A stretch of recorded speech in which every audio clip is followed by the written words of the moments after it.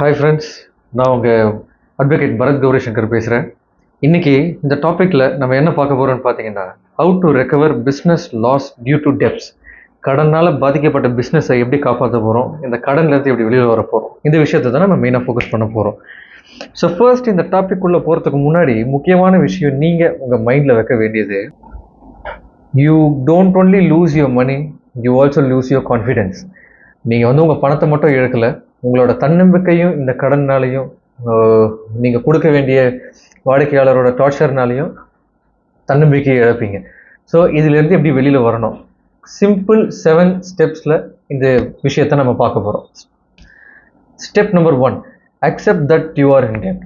2 விஷயம் இருக்குது, knowing that you are in dept and accepting that you are இன் டெப்ட். இந்த ரெண்டுத்துக்கும் வித்தியாசம் தெரிஞ்சுக்கங்க. முதல்ல நோவிங், எஸ் எனக்கு கடன் இருக்குது, கடன் மேலே கடன் போயிட்டே இருக்குது, கடனை வாங்கி நான் சம்பளம் போடுறேன், டேக்ஸ் கட்டிகிட்ருக்கேன், பிஸ்னஸ் பண்ணிகிட்ருக்கேன், இது உங்களுக்கு தெரிஞ்சு இருக்கக்கூடிய கடன்.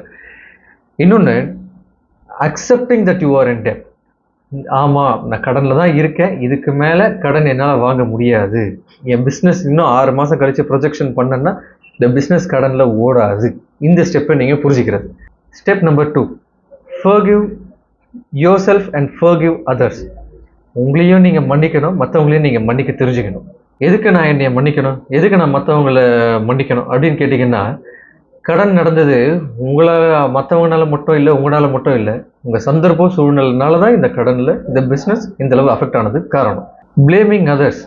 ஒரு கடன் ஆகிடுச்சு, என் பார்ட்னர்னால தான் கடன், என்னோட இந்த வெண்டார்னால தான் எனக்கு கடன் ஆகிடுச்சு, இவர் பேமெண்ட் கொடுக்காதனால தான் கடன் ஆகிடுச்சு அப்படின்ற பிளேமிங்கை முதல்ல தள்ளுங்க. புரிஞ்சிக்க வேண்டியது, எஸ் இந்த சுச்சுவேஷன் இப்படி ஆயிடுச்சு, இதை எப்படி நம்ம டேக்கிள் பண்ண போகிறோம், அந்த மைண்ட் செட்டுக்கு முதல்ல சைக்காலஜிக்கலி ப்ரிப்பேர் ஆவாங்க. மற்றவங்களை ப்ளேம் பண்ணுறதுனால நமக்கு எந்த ஒரு பிரயோஜனமுமே கிடையாது.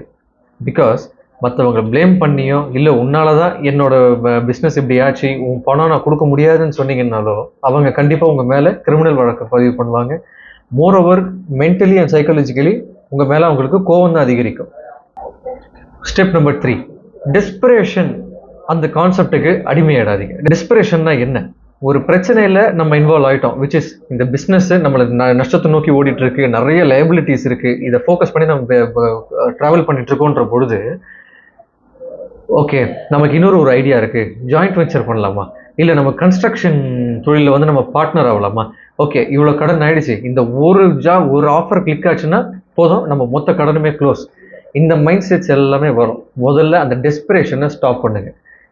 நீங்கள் உழைச்சி நீங்கள் இன்கேஸ் ஒரு ஃப்ரீலான்சிங் கம்பெனி வச்சுருக்கீங்கன்னா அந்த ஃப்ரீலான்சிங் கம்பெனியில் தான் உங்களுக்கு எக்ஸ்பீரியன்ஸ் இருக்கும், அதனால தான் நீங்கள் அதை ஆரம்பிச்சிருக்கீங்க. Don't ever go for another business. ஒரு கண்ணோட்டத்துக்கு பணம் வரக்கூடிய எந்த ஒரு பிஸ்னஸாக இருந்தாலும் அந்த பிஸ்னஸுக்கு போக வேண்டாம், அதை ஸ்டாப் பண்ணுங்கள். Step 4, communicate with courage. ஒரு தைரியத்தோட என்னால் பணம் கொடுக்க முடியலன்னு நம்ம கம்யூனிகேட் பண்ணியே ஆகணும். வராங்க உங்கள் ரெக்கவரிஸ் வராங்க, நீங்கள் பணம் கொடுக்க வேண்டியவங்க வராங்க அப்படின்னா வாய மூடிட்டு சும்மா இருக்க வேண்டாம். இல்லை என்னால் பணம் கொடுக்க முடியாது, நஷ்டமாயிடுச்சுன்னு சொல்ல வேண்டாம்.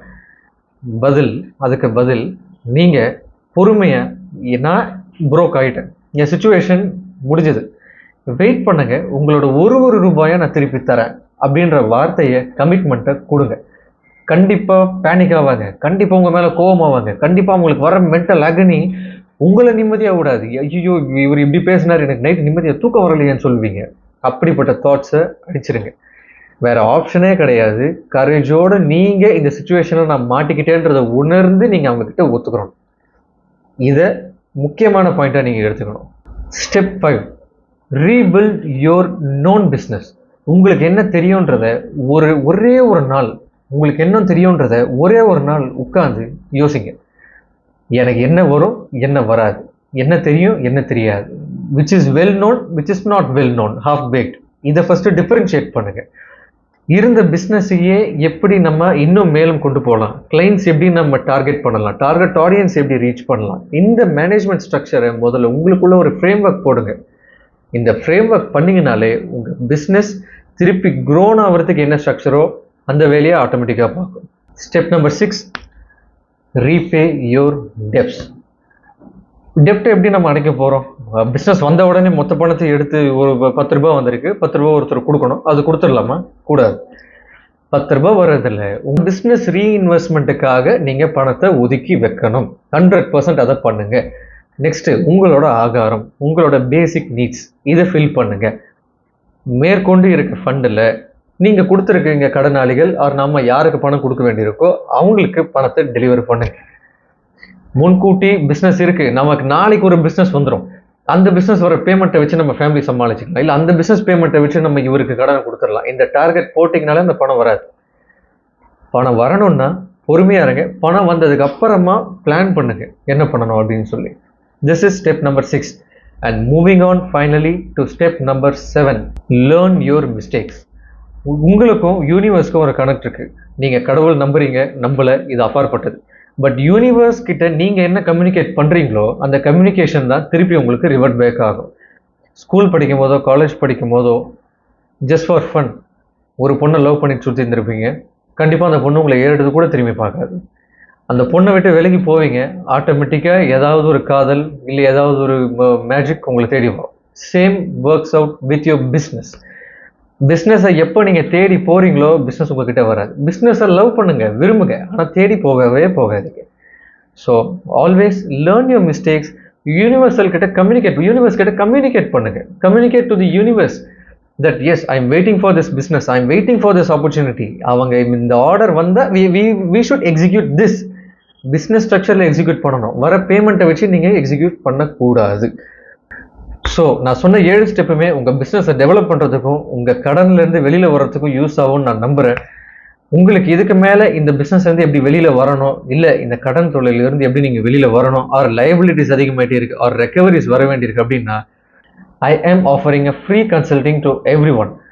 யாராக இருந்தாலுமே I am approaching a free consult. அதுக்கு we are not getting any fee. We are doing it as a social service. கண்டிப்பாக வாங்க, உங்களுக்கான கிளாரிஃபிகேஷனை வாங்கிக்கங்க. So don't worry. There is always a better way to become better human than before. நன்றி, வணக்கம்.